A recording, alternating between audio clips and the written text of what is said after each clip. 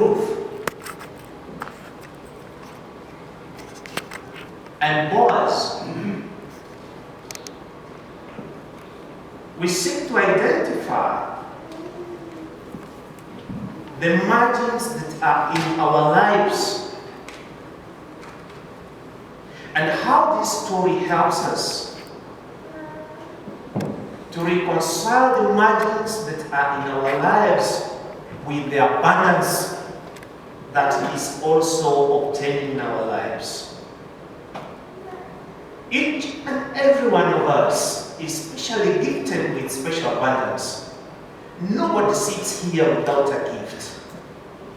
A special gift that each one of us is able to recognize and say, you are blessed, you are gifted.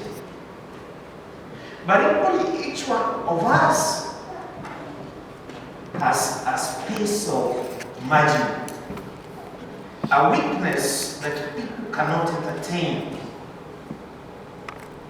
The question is, do we exercise love, mercy, and kindness to enable us to invite that margin to the center? And so, when I talk about the margins,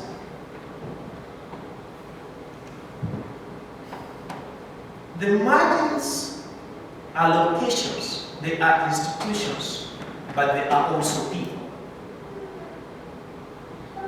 The center equally are locations, they are organizations, and they are also people.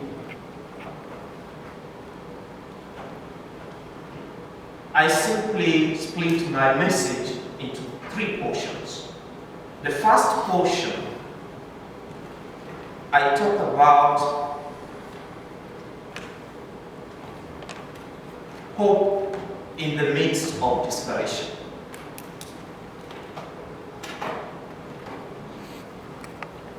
And in the entire narrative of the verses that have been read, God's presence, God's providence and redemption are manifest.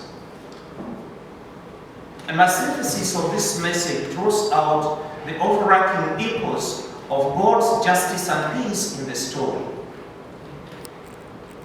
What is God's mission in the drama that fulfills reconciling love, kindness, and mercy toward the Moabite, Ruth?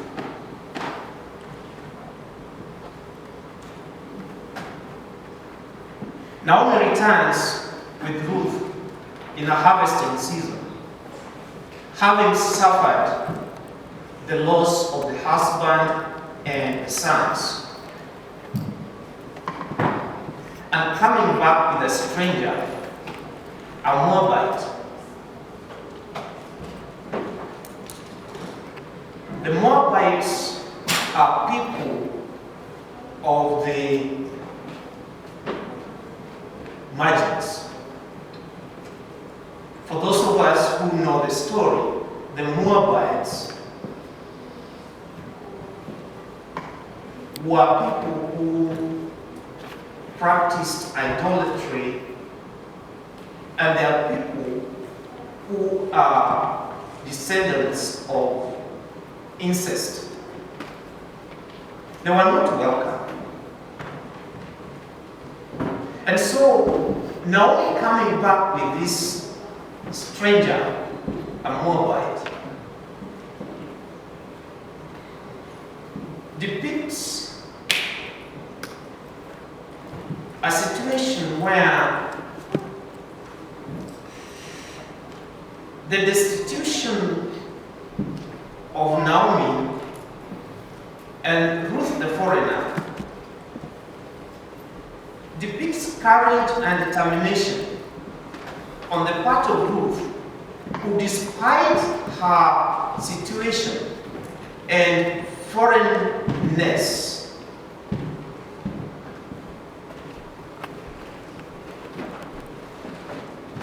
decides to convert to Judaism, abandons the Moab gods, and make a radical commitment to stick with the mother-in-law.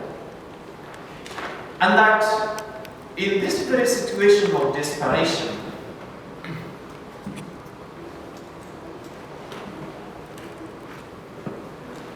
Ruth offers to go beyond the security of the mother-in-law into the open to glean. A daring stranger,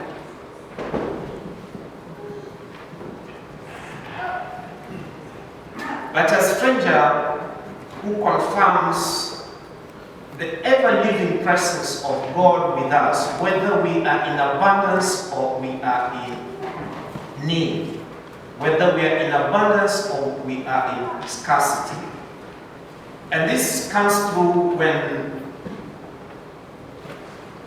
the mention of Boaz in the scene. And yet if you read from that very verse, or about 3 verses, there's no explanation why mention Boaz.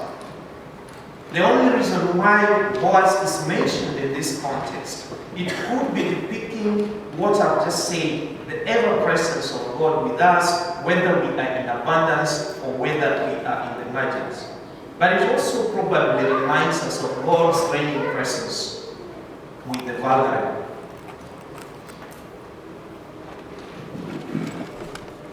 This portion which I say hope in the midst of desperation is because Naomi comes back in desperation.